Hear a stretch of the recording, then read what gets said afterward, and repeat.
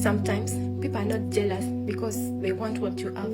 Sometimes they're jealous because they believe you have something that belongs to them. When someone believes that the world owes them something, they will always be constantly comparing themselves with other people. This is called entitled envy. When you are a friend to this type of person, they will be constantly comparing themselves to you. And when you get anything good in your life, that will be proof that the world is unfair to them, creating this feeling of perceived injustice. And this is the best way I can elaborate this.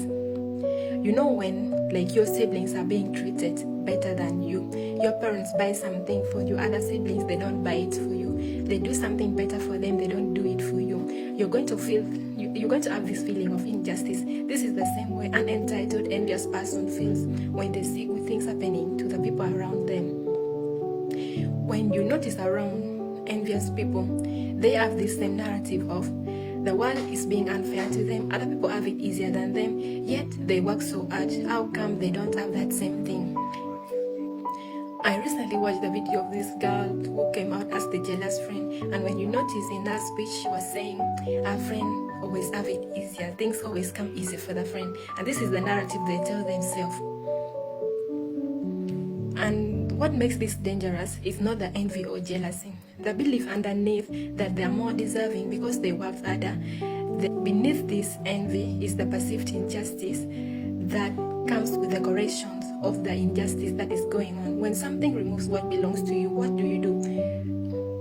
You restore justice by taking away that thing. That is the same thing that happens with envious people. This is where envy gets moralized. When they believe it should have belonged to them, the correction of this imbalance would be through sabotaging you, would be through destroying you, would be through removing what you have, even though it is just a belief.